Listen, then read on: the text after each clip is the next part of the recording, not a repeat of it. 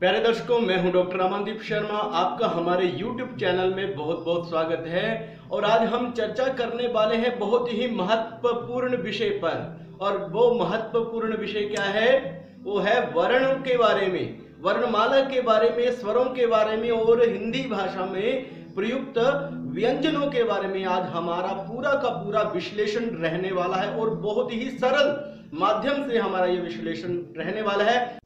दोस्तों, इस तरह की महत्वपूर्ण जानकारियों के लिए हमारे चैनल को अभी लाइक और सब्सक्राइब जरूर करें।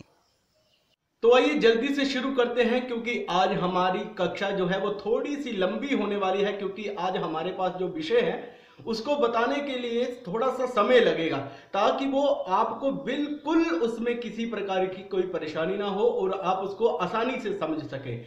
तो आइए देखते हैं। सबसे पहला हमारा विषय है वो है वर्ण। वर्ण किसे कहते हैं? वर्ण और स्वर में क्या भेद है? वर्ण और शब्द में क्या भेद है? जी हाँ, तो वर्ण किसे कहते हैं?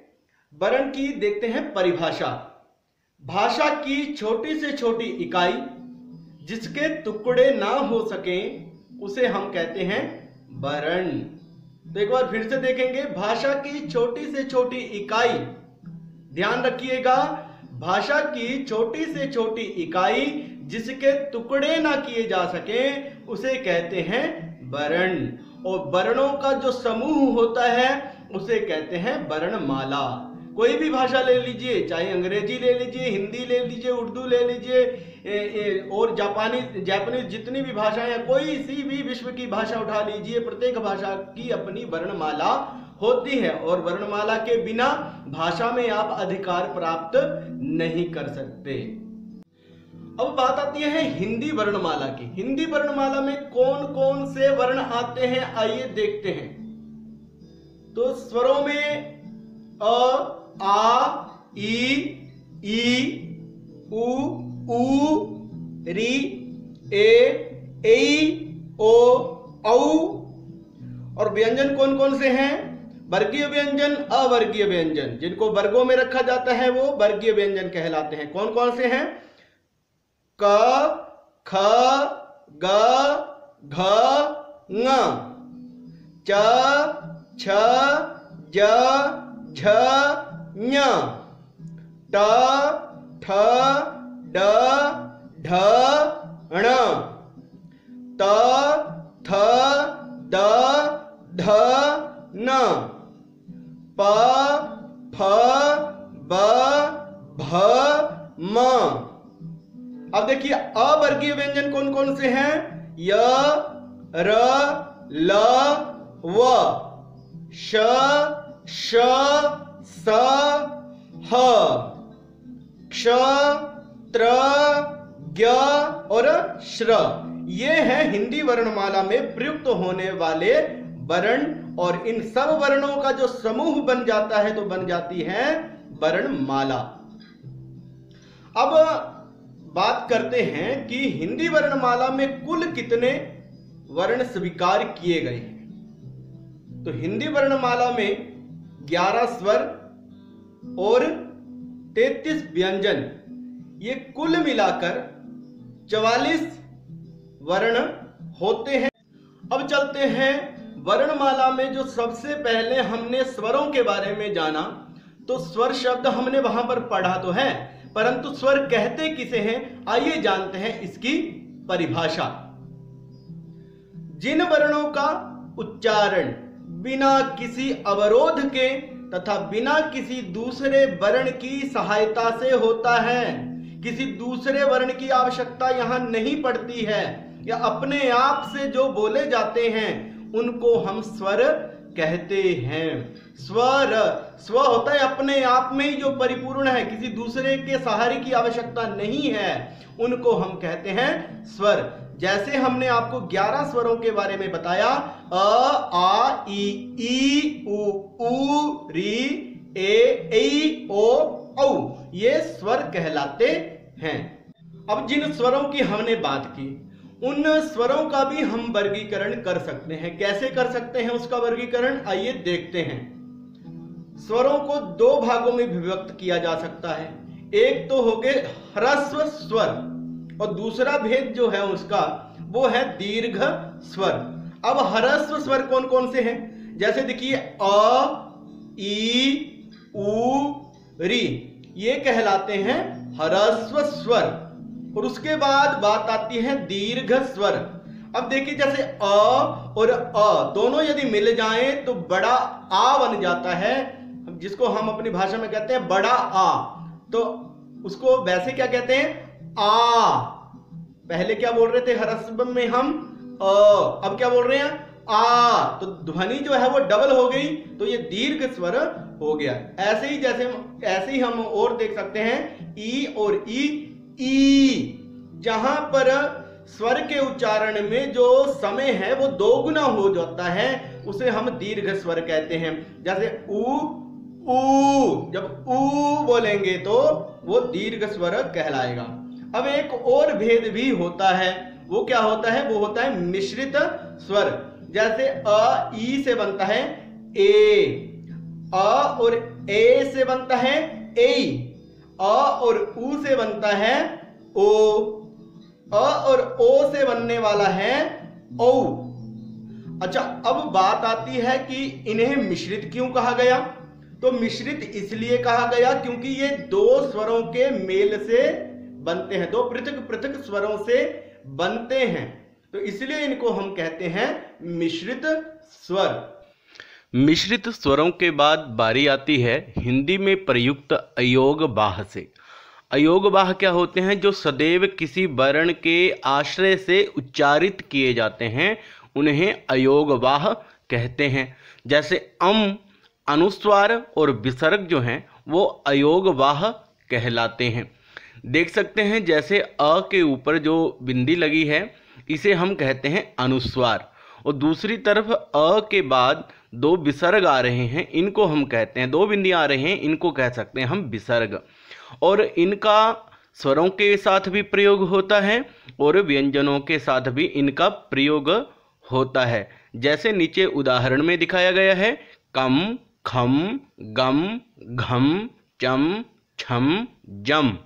तो व्यंजनों के साथ इनका प्रयोग किस प्रकार से किया गया है, उसके बाद आप विसर्ग को भी देख सकते हैं। अब बारी आती है स्वरों की मात्राओं की। स्वर की मात्राएं कौन कौन सी होती हैं, आइए देखते हैं। व्यंजन के साथ स्वर जिस रूप में मिला होता है उसे स्वर की मात्रा कहते हैं।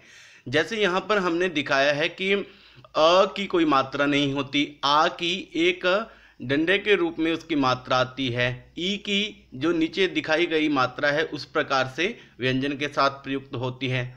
दीर्घ ई की मात्रा जो है वो किस प्रकार से होती है आप देख सकते हैं। ऊ की मात्रा भी आप देख सकते हैं।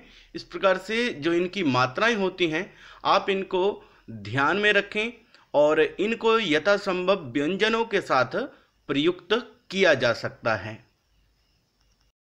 अब बारी आती है व्यंजनों के बारे में। व्यंजन किसे कहते हैं? व्यंजनों की देखते हैं परिभाषा।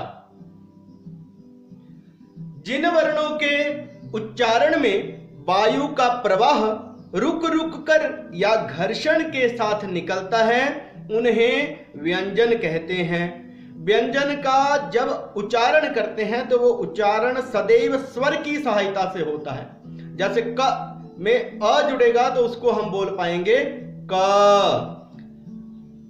ख में अ जुड़ेगा तो उसे बोल पाएंगे ख। तो क्या हमें पता चला? हमें पता चला कि स्वर जब तक व्यंजन के साथ नहीं जुड़ते हैं तो व्यंजनों का सही से उच्चारण नहीं हो पाता है। अब व्यंजनों के भी विविध भेद हैं, वर्गीकरण किए गए हैं। जो वर्गीकरण हमने किया है वो हम आपको दिखा रहे हैं। क्या क्या वर्गीकरण कैसे कैसे किया जा सकता है, ये आपकी सुविधा के अनुसार इस प्रकार का वर्गीकरण यहाँ पर है। स्पर्श व्यंजन, सबसे पहला भेद है स्पर्श व्यंजन। दूसरा भेद नासिक्य व्यंजन। तीसरा अंतस्थ व्यंजन। चतुर्थ है ऊष्म व्यंजन। और एक और प्रकार से यदि इसका करें तो दूसरा आता है संयुक्त व्यंजन और आगत व्यंजन। अब इनको क्रमशः एक एक करके इनकी परिभाषा और इनके बारे में विस्तार से जानते हैं। अब ये स्पर्श व्यंजन क्या होते हैं, इसकी परिभाषा क्या होती है, आइए देखते हैं। जिन वर्णों के उच्चारण के समय कंठ, तालु, मूर्धा, दांत, ओष्ठ इत्यादि मुख के स्थानों का स्पर्श होता है, स्पर्श माने टच होता है, उन्हें स्पर्श व्यंजन कहते हैं। संस्कृत में इसके लिए एक पंक्ति आई है, वो पंक्ति क्या है? कादयो मावसाना, अर्थात क से लेकर म तक के जो भी व्यंजन हैं वो स्पर्श कहलाते हैं। क, ख, ग, घ, ङ, इस प्रकार से प, फ, ब, भ, म तक के जो भी व्यंजन हैं उनकी संज्ञा क्या है, उनको क्या कहा जाता है? उनको कहा जाता है स्पर्श व्यंजन। तो कभी भी आपसे प्रतियोगी परीक्षाओं में पूछा जाए कि इसमें से स्पर्श व्यंजन ढूंढिए कौन सा है, तो आपने क्या करना है? क से लेकर म के बीच का यदि आपको कोई सा भी व्यंजन दिख रहा होगा तो आपको उसको स्पर्श व्यंजन की श्रेणी में चुनना है। अब बात आती है कि ये जो व्यंजन है, स्पर्श व्यंजन है, इनका स्पर्श कहां कहां पर होता है, तो आइए देखते हैं। जैसे देखेंगे कवर्ग, कवर्ग में कौन कौन से शब्द आएंगे, कौन कौन से व्यंजन आएंगे? वो क, ख, ग, घ, ङ, ये कहलाएंगे कवर्ग। कवर्ग का जो स्पर्श स्थान है वो है कंठ। इनका उच्चारण करते समय कंठ से स्पर्श होता है वायु का। उसके बाद देखिए जो चवर्ग है, च, छ, ज, झ, ञ, ये चवर्ग कहलाता है। च वर्ग, च का वर्ग, तो ये तालु है इसका स्पर्श स्थान। अब टवर्ग, ट, ठ, ड, ढ, ण, इसको कहते हैं टवर्ग। टवर्ग जब भी आपको कहेंगे तो ये 5 जो व्यंजन दिए गए हैं ये आपके जहन में आने चाहिए। टवर्ग, टवर्ग का जब भी उच्चारण करते हैं तो स्पर्श कहाँ होता है?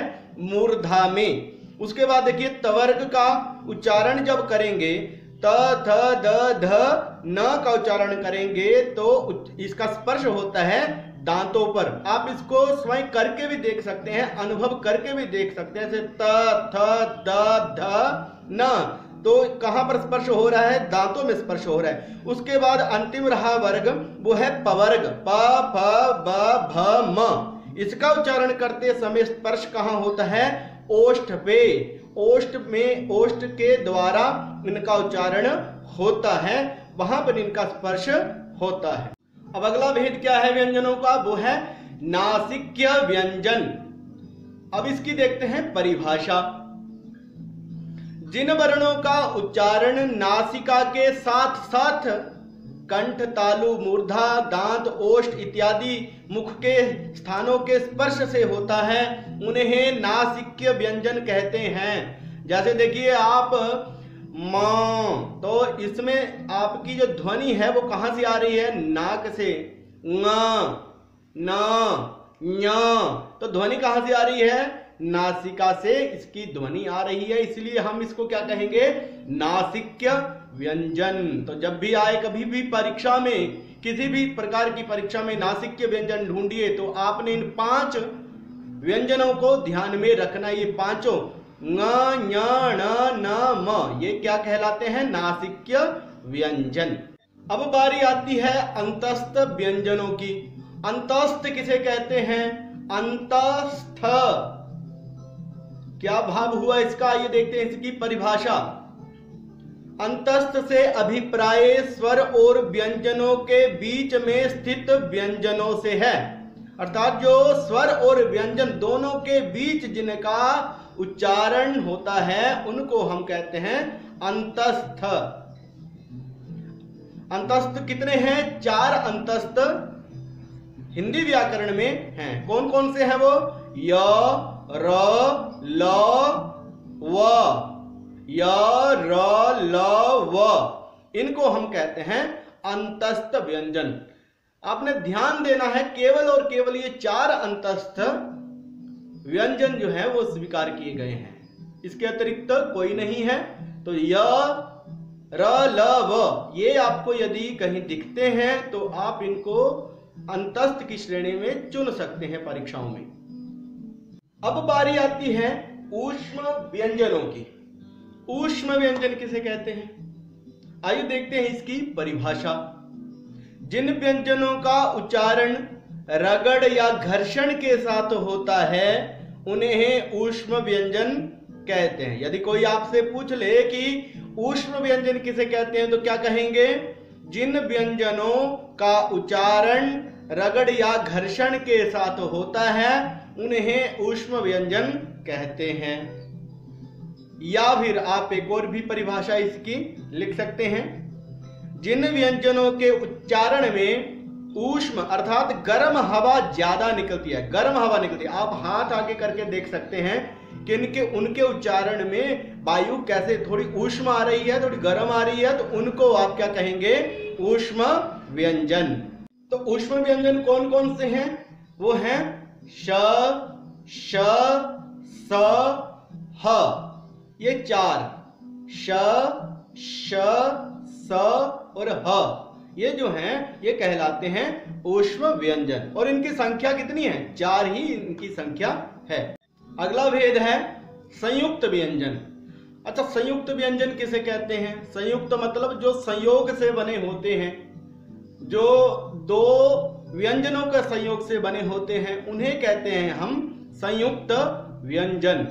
जैसे आपने देखा होगा त्र है, ज्ञ है, ज्ञ है या श्र है, ये सभी जो हैं चारों ये कहलाते हैं संयुक्त व्यंजन। क्योंकि जैसे क्ष है, क्ष कैसे बनता है? क और श षटकोण वाला और अ, इससे बनता है क्ष। अब जैसे और देखते हैं उदाहरण, देखिए जैसे त्र, त, र, अ, क्या बना? त्र। ज, ञ, ज्ञ, छ, र, अ, श्र। तो ये बन गए संयुक्त व्यंजन। व्यंजनों का उच्चारण हमने पहले भी कहा कि बिना स्वरों के नहीं होता है। तो ये सभी जो हैं वो जैसे आप देख रहे हैं इनके नीचे हमने छोटी छोटी सी ऐसे हलंत लगाए हैं। ये हलंत जिसके नीचे लगा होता है उसका मतलब होता है कि वो जो शब्द है, वो जो वर्ण है, वो वर्ण जो है वो आधा है।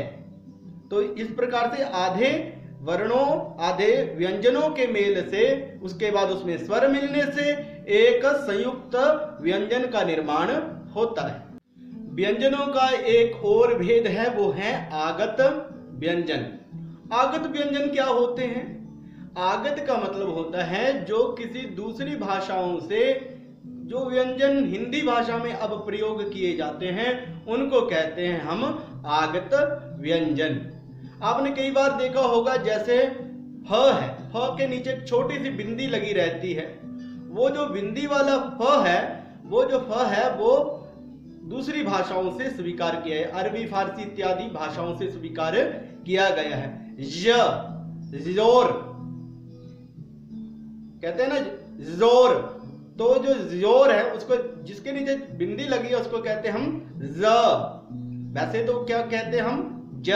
ज और ज में भेद है।